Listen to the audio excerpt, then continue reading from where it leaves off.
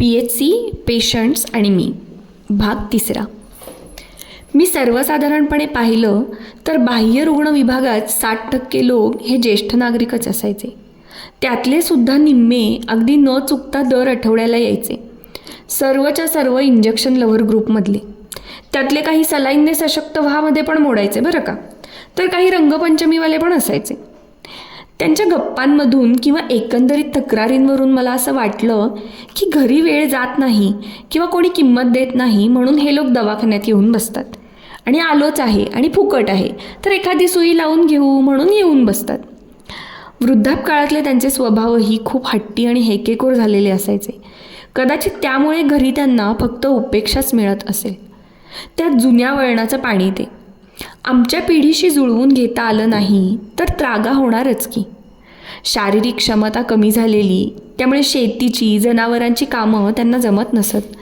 आणि मग आपला काय उपयोग नाही कोणाला या विचारानं बरीच वृद्ध पुरुष मंडळी त्रस्त असायची. त्यांना बघून फार वाईट वाटायचं. वृद्धाश्रम नसतात खेडेगावात, नाहीतर कदाचित ही सर्व मंडळी तिथंच दिसली असती. असो, पण त्यांचे ओल्ड मॅन क्लब मात्र असायचे. नवल वाटलं ना? अहो, म्हणजे त्यांच्याशी गप्पा मारता मारता मला असं कळलं की त्यांच्यापैकी ज्या गृहस्थाला मुलं नसायची किंवा जो आपल्या स्वतंत्र घरात राहायचा, हे बाकीचे म्हातारे त्याला कंपनी म्हणून त्याच्याकडेच राहायचे. बऱ्याच आजीबाईंचं पण असंच होतं. आजीबाई मंडळ. त्या मंडळातल्या 3 आजीबाई मात्र माझ्या कायम स्मरणात राहिल्या. त्यातली एक आजीबाई तर अवलिया होती एकदम. ती जेव्हा ती पहिल्यांदा माझ्यासमोर आली तेव्हा मला तिला बघून फारच मजा आली. एकदम भारी वाटलं. अर्थातच नऊवारी साडीत होती, पण डोळ्यावर गॉगल. मला वाटलं की हिचं मोतीबिंदूचं ऑपरेशन झालं असेल नुकतंच. हातभर काचेच्या बांगड्या, कपाळाला बुक्का. आता म्हणाल यात काय आहे भारी वाटण्यासारखं? गंमत तर पुढे होती. ती आली, माझ्यासमोर बसली. मी तिला काय काय होतंय ते विचारेपर्यंत तिच्यावरून एकंदर नजर फिरवली तर गच्च भरलेल्या बांगड्यांमध्ये मला एक घड्याळ दिसलं. नीट पाहिलं तर ते बंद होतं. म्हणजे ते घालण्यामागे तिचा उद्देश काय असेल? मुळात तिला हे इंग्लिश आकडे असलेलं घड्याळ कळणार कसं होतं? मी म्हणलं, आजी किती वाजलेत ओ? आजीने लगेच घड्याळ घातलेला हात पुढं केला आणि म्हणाली, बघा की तुम्हीच, मला समजतं यावं. असं म्हणत ती अगदी लाजली सुद्धा. मी उगाच पाहिल्यासारखं केलं आणि म्हटलं, मोतीबिंदूचं ऑपरेशन झालं आहे का? कधी झालं? आजी म्हणाली, नाही, मी करायलाच नाही. तुमचा डॉक्टर काय घेऊन जाईना की मला. म्हणतोय तुझ्या लेकाला आण संगट. म्हटलं, अहो मग आणा, म्हणजे होऊन जाईल ना इथे मोफत. त्यावर ती काहीच बोलली नाही. तिला मूलबाळ नव्हतं की तिला तिची जबाबदारी घेणारं कोणी नव्हतं, काय माहिती. मग मी विचारलं, हा गॉगल कशाला घालता मग? चांगला दिसतोय म्हणून. आजीनं गॉगल काढत उत्तर दिलं आणि पुन्हा लाजली. लहान मुलाला कौतुकानं बघावं तसं काहीसं मी तिच्याकडे पाहिलं. मी तिला तपासलं. तिची प्रकृती अगदी ठीकठाक होती. किरकोळ सांधेदुखी सोडली तर आजीबाईंनी अगदी मेंटेन केलेलं स्वतःला. पण ती दर आठवड्याला यायची. कित्येक वेळा काहीही होत नसताना पण यायची. टेबलवर चढून झोपायची. इंजेक्शनसाठी हट्ट करायची. आणि तिला समजावताना माझा अर्धा ताससुद्धा खर्ची पडायचा. पण ती ऐकायचीच नाही. तिच्या तरुणपणातल्या इच्छा राहिल्या होत्या की काय माहिती, आणि म्हणून ती नेहमी ते घड्याळ आणि गॉगल घालून फिरायची. की कोणास ठाऊक तिच्या पतीच्या त्या आठवणी होत्या ज्या तिने त्याच्या माघारी जपलेल्या, आणि त्याच आधार होत्या तिच्या जगण्याच्या. तिने या 2 गोष्टींबद्दल विचारून सुद्धा मला काहीच खुलासा केला नाही. असो, तिचीच एक मैत्रीण होती, अजून एक आजी. ती पण अशीच बरं का, इंजेक्शन लवर. एकदा संध्याकाळच्या ओपीडीला आली तेव्हा तापाने फणफणली होती. मी तिला तपासलं तर तिला एक रात्र दवाखान्यात दाखल हो म्हणून सांगितलं. तिला ताप आल्याचं काहीच नव्हतं, पण दवाखान्यात दाखल केलं आहे याचा आनंद पराकोटीचा होता. तिची एकूण लक्षणं बघता मला हा ताप टायफॉईडचा असावा असं वाटलं. तिच्या रक्ताच्या नमुन्यांची तपासणी केल्यानंतर टायफॉईड निघालाच. आता तिला शिरेवाटे इंजेक्शन द्यावे लागणार होते आणि असे हायर अँटीबायोटिक्स तेव्हा आमच्या PHCत येत नव्हते. मी तिला सांगितलं की रोज बाहेरून इंजेक्शन आणावं लागेल, सकाळ संध्याकाळ ते घ्यावं लागेल, 2-3 दिवस इथं राहावं लागेल. राहण्याचं काही नाही आहे, पण रोजचा इंजेक्शनचा खर्च मात्र 120 रुपये होता. हे कळल्यावर गयावया करत ती रडायलाच लागली. कुठलं पैक बाई माझ्याकडं, योगली एक हाय तो मी बघित नाही. आता तूच कर बाई, काहीतरी बरं कर बाई, मला बरं कर. मला इतकं गहीवरून आलं. तिला आता उपलब्ध असलेल्या अँटीबायोटिक गोळ्या मी चालू केल्या होत्या, पण काहीच फरक पडत नव्हता. शेवटी स्वतःच्या खिशातले पैसे घालून तिची औषधं आणली आणि तिला 6 दिवस ते इंजेक्शन दिलं. ती छान बरी झाली. शेवटची 4 इंजेक्शनं तर ती घरी येऊन जाऊन घेत होती. तिचे सगळे फॉलोअपसुद्धा तिनं व्यवस्थित घेतले. पूर्ण बरी झाली आणि याचं मलाच खूप समाधान मिळालं. एक दिवस ती आली, खूप आभार मानत होती. जाताना अगदी माझ्या गालावरून मायेनं हात फिरवून गेली.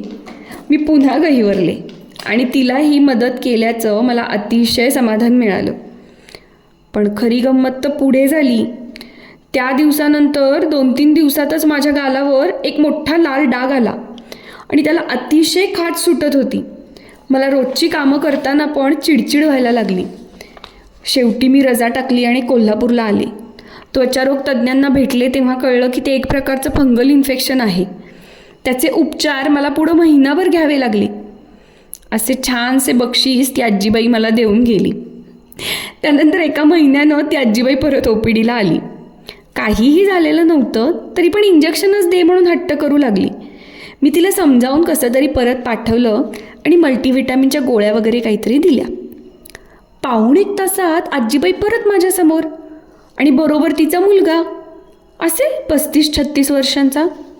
मला म्हणे, आमच्या आईला सलाईन लावा, अशक्तपणा आलाय तिला. मी विचारलं, तुम्ही कोण यांचे? मुलगा म्हणाला, मी तिचा मुलगा आहे. आता मात्र माझी सटकली होती, पण तरीही मी शांतपणे त्याला समजावलं की त्यांना काहीही झालेलं नाही आणि मी गोळ्या दिल्यात, त्याने त्यांना बरं वाटेल. तो गरजलाच देणार आहे का नाही, का लावू साहेबाला फोन? त्याचा तो उर्मटपणा थेट माझ्या डोक्यात गेला. मी म्हटलं, लावा, बिनधास्त लावा कोणालाही. तो बाहेर निघून गेला आणि त्याने खरंच कोणाला तरी फोन लावला. पण त्या फोनवरच्या व्यक्तीला माझ्या कामाची पद्धत माहीत होती. त्यामुळे आजीच्या या मुलाची तक्रार त्यांनी फार मनावर घेतली नाही, कारण मला काही कोणाचा त्या बाबतीत फोनच आला नाही. हे त्याच्या जेव्हा लक्षात आलं तेव्हा तो जरा वरमला. थोड्या वेळाने आत आला आणि म्हणाला, लावा की तेवढं सलाईन. आजीला टायफॉईड झालेला तेव्हा तुम्हीच तिला पैसे नाहीत म्हणून सांगितलं ना? मी सरळच त्याला विचारलं. तो शरमला आणि मग आजीला घेऊन निघून गेला. त्या दिवशी खरं तर फार वाईट वाटलं.